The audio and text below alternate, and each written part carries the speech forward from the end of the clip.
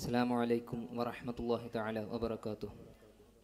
ബിസ്മില്ലാഹി വൽഹംദുലില്ലാഹ് വസ്സലാത്തു വസ്സലാമു അലാ അഷ്റഫിൽ മഖ്ലൂഖീൻ വഅലാ ആലിഹി വസഹ്ബിഹി ബിറുല്ലാഹി അമ്മാ ബഅദ്.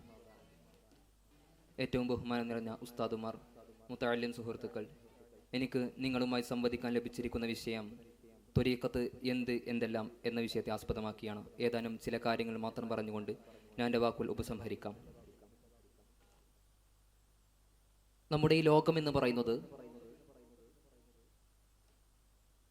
ആത്മീയത വരണ്ടുകൊണ്ടിരിക്കുന്ന ഒരു കാലഘട്ടത്തിലൂടെയാണ് കടന്നുപോയിക്കൊണ്ടിരിക്കുന്നത്. അവിടെ പല ജനങ്ങളും സമാധാനം തേടി പല വാതിലുകളും മുട്ടുന്നു. അവിടേക്കാണ് ത്വരീഖത്ത് എന്ന പേരും പറഞ്ഞുകൊണ്ട് പല ആളുകളും കടന്നു വരുന്നത്. സത്യമേത് മിഥ്യേതെന്ന് മനസ്സിലാക്കേണ്ടത് നാം ഓരോരുത്തരുടെയും ഈമാനിന്റെ അനിവാര്യതയാണ്. എന്താണ് ത്വരീഖത്ത്? പ്രമാണങ്ങളിലൂടെ നോക്കുമ്പോൾ ത്വരീഖത്തിന്റെ വാക്കർത്ഥം വഴി, അള്ളാഹുവിലേക്കുള്ള വഴി എന്നർത്ഥമാണ്. എന്നാൽ അതിൻ്റെ സാങ്കേതിക അർത്ഥതലങ്ങളിലേക്ക് പോകുമ്പോൾ ആത്മസംസ്കരണം എന്നർത്ഥം ലഭ്യമാകും. ഖുർആനിലെ സൂറത്ത് ശംസിൽ പറയുന്നുണ്ട്, 9-ാമത്തെ ആയത്തിൽ പറയുന്നുണ്ട്, ഖദ് അഫ്ലഹ മൻ സക്കാഹ, തീർച്ചയായും ആത്മാവിനെ സംസ്കരിച്ചവൻ വിജയിച്ചു എന്ന് പറയുന്നുണ്ട്.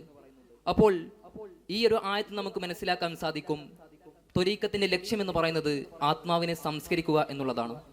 ഒരു ദിവസം റസൂൽ സല്ലല്ലാഹു അലൈഹി വസല്ലമ തങ്ങളുടെ അടുത്തേക്ക് ജിബ്രീൽ അലൈഹിസ്സലാം വന്നുകൊണ്ട് ചോദിക്കുന്നുണ്ട്, എന്താണ് ദീനെന്ന് ചോദിക്കുമ്പോൾ അവിടുന്ന് 3 കാര്യങ്ങൾ പറയുന്നുണ്ട്. ഒന്ന് ഇസ്ലാമും, മറ്റൊന്ന് ഈമാനും, മൂന്നാമത്തേത് ഇഹ്സാനുമാണ്.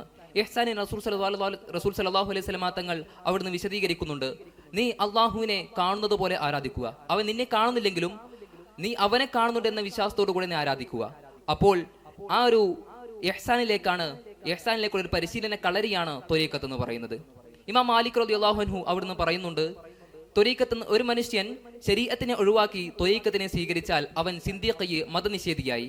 എന്നാൽ ഒരു മനുഷ്യൻ ത്വരീഖത്തിനെ ഒഴിവാക്കുകയും ശരീഅത്തിനെ സ്വീകരിക്കുകയും ചെയ്താൽ അവൻ ഫാസിഖ്, തെമ്മാടിയായി.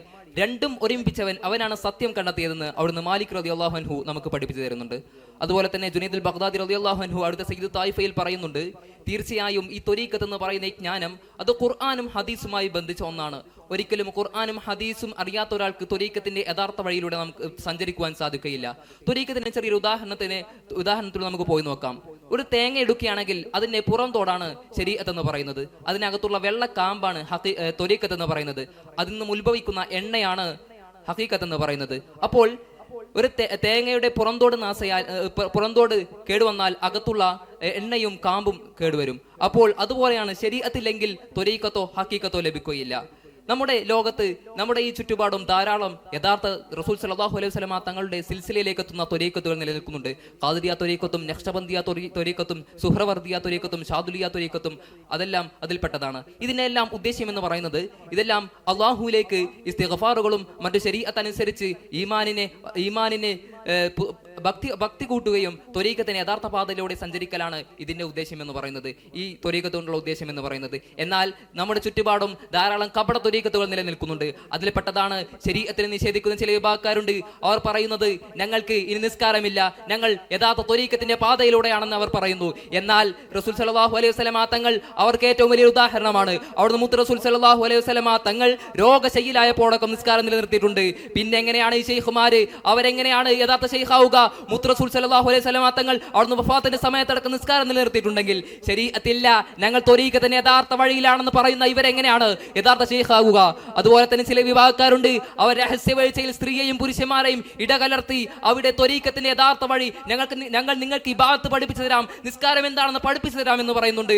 ഒരിക്കലും ഒരു മുറിയിൽ ഒരു പുരുഷനും ഒരു സ്ത്രീയും ഒരുമിച്ച് കൂടുകയാണെങ്കിൽ അവിടെ മൂന്നാമനായി പിശാച് ഉണ്ടായിരിക്കുമെന്ന് മുത്ത് റസൂൽ സല്ലല്ലാഹു അലൈഹി വസല്ലമ തങ്ങൾ ഹദീസിലൂടെ പഠിപ്പിച്ചതാണ്. അപ്പൊ എങ്ങനെയാണ് യഥാർത്ഥ ത്വരീഖത്തിന്റെ വഴിയിലൂടെ ഇവരെല്ലാം പ്രവേശിക്കുന്നത്? അതുപോലെ തന്നെ ചിലരുണ്ട് ശൈഖിനെ ആരാധിക്കുന്ന ചിലരുണ്ട്. അവർ ശൈഖിന്റെ ഫോട്ടോ വെച്ച് പൂജിക്കുകയും അതുപോലെ തന്നെ ശൈഖിനെ സുജൂദ് ചെയ്യുകയും ചെയ്ത് ആരാധിക്കുന്നുണ്ട്. സുജൂദ് ചെയ്യുക എന്നുള്ളത് അത് അള്ളാഹുവിന് മാത്രമാണ്, അല്ലാത്തവർക്ക് സുജൂദ് ചെയ്യൽ അത് പച്ചയായ ശിർക്കാണ്. അപ്പൊ എങ്ങനെയാണ് ഇവർ ത്വരീഖത്തിന്റെ യഥാർത്ഥ വഴിയിലാവുക? എങ്ങനെയാണ് ഇവർ ശൈഖുമാരാണെന്ന് പറഞ്ഞു നടക്കുക?